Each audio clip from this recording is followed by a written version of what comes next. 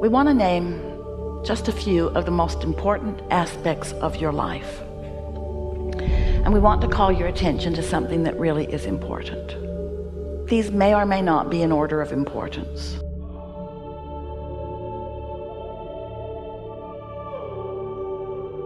Your Earth spins in its orbit in perfect proximity with other planets.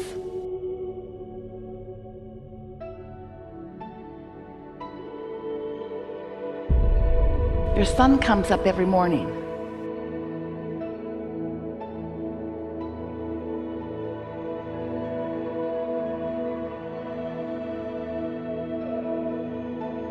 The water of your planet moves around in a pattern that serves your planet in terms of balance and energy and food supply.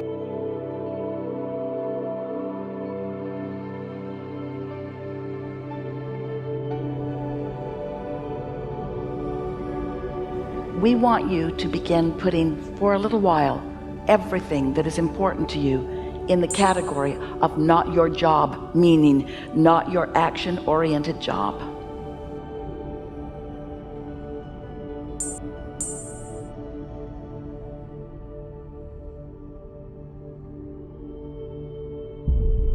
We want you to understand that there is a broader perspective that is moving things and keeping things in balance, and that the population of your planet is something that is tended to from non-physical consciousness perspective. That so much about what you are living here was set into motion even before you got here, and that there is a vibrational reality that you will call future experience that is underway, that you are contributing to on a daily basis by the sifting and sorting of the contrasts that you live.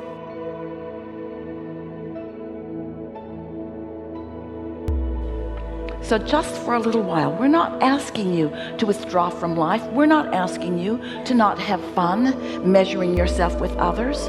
We're not asking you to not enjoy the competitions that you find with each other. We're just asking you to put it in perspective. We're just asking you to acknowledge that there is an energy that creates worlds.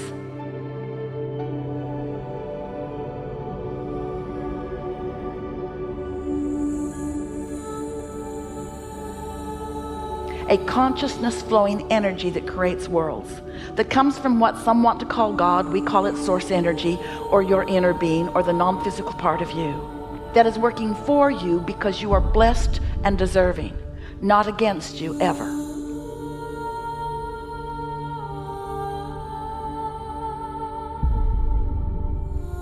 We would like you to accept that as you are here in these leading edge bodies, and that as you explore the details of your life and you find something that is unpleasant to you, like people who are hungry, or people who are angry and mean and belligerent, or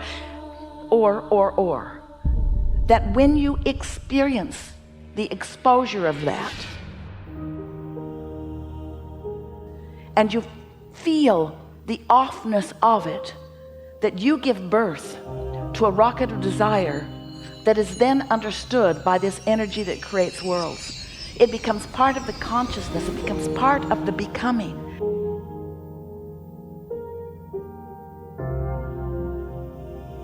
So you keep giving birth to a better world that you don't line up with.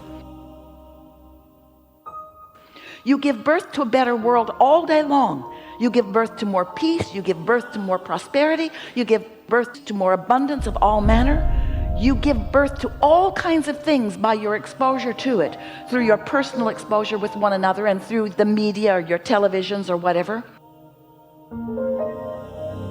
You are exposed to so much that makes you do what you were born to do, decide and define what would be better.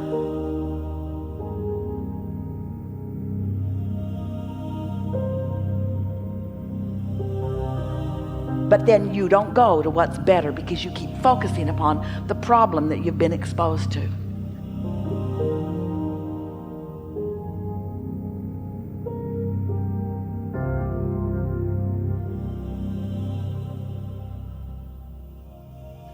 We want you to step back just for a little while.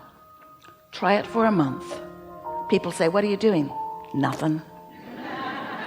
No, really, what are you doing today? I'm gonna daydream. What? Yeah. I'm gonna go sit by the lake or sit by the fireplace. I'm gonna put my feet in the water. Aren't you gonna go to work? Yeah, but I'm not gonna focus like I usually do. I'm gonna tap into my true power. Probably gonna get fired. No, I have enough reserves going. I can go through the motions of what they need from me while I dominantly daydream. I can daydream at night. I can daydream on the way to work. I can daydream on my lunch hour. I can daydream. My mind can wander into the good things of life. I can predominantly daydream. What are you doing? Nothing. You can't be doing nothing. No, really, I'm not going to do anything for a while. What? I'm not going to do anything for a while. Nothing? Hardly. I'll probably get dressed. Take an occasional shower. I'll eat. And I'll show up. But I'll be different. Because I'm showing up in my wholeness. I'm showing up in my expecting good things to come to me. I'm showing up expecting inspiration to come to me in such a timely way that I can shoot a basket from mid-court and on a buzzer beater win the championship. I can do that. I can invent things and create things by utilizing this higher power that I have to daydream myself to.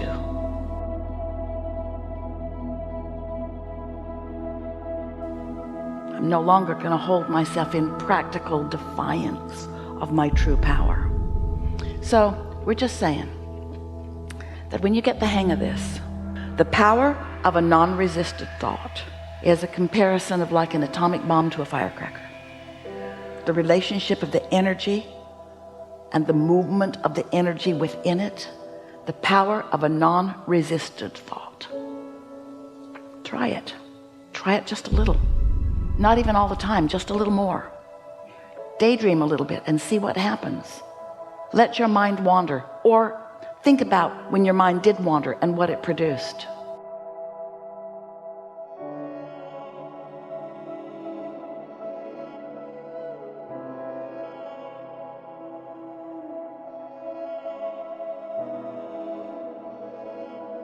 Follow your impulse. Accept that there is someone upstream from you with a broader point of view that knows everything that you intend, that knows everything that's in your vortex, and knows, here it is, what the path of least resistance is to get you to where you want to be. But it's not path of least resistance just to get you from some place to another place.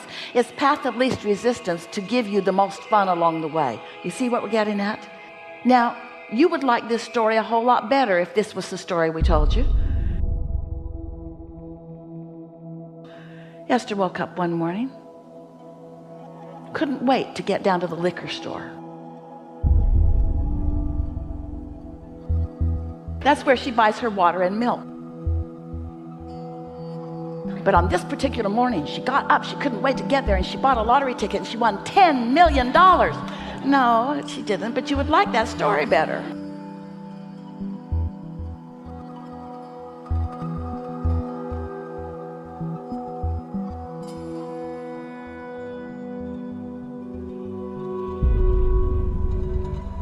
You're always wanting the big payoff. We're wanting you to understand that your big payoff life is a series of good feeling events over which you have control, because you are daydreaming, because you're maintaining your feeling of alignment and you're following your impulses, so that everywhere you go, the best that the universe has to deliver to you is delivered to you moment by moment by moment by moment by moment. And that is what living happily ever after really is.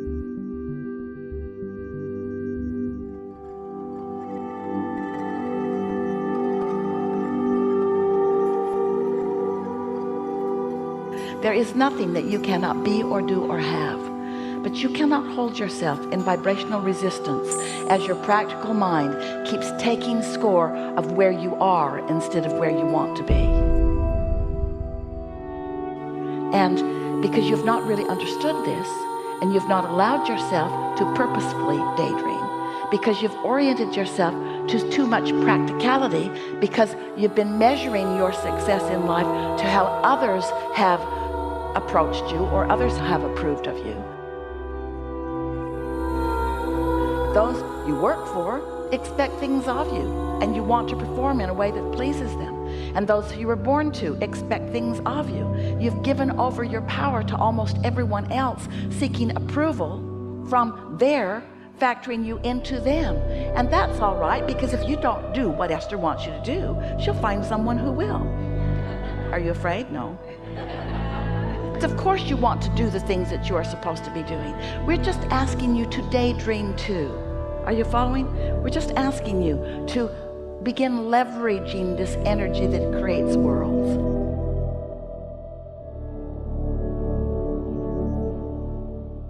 Now right now, you're sort of limp about it. We just delivered to you a soliloquy that could take you happily ever after into outrageous success on any endeavor that you're about, and you are limp about it because it doesn't seem big enough. It doesn't seem important enough. We ask for zero sacrifice. No sacrifice, no struggle, no attention, no effort. We didn't ask for any of the things that you equate with success.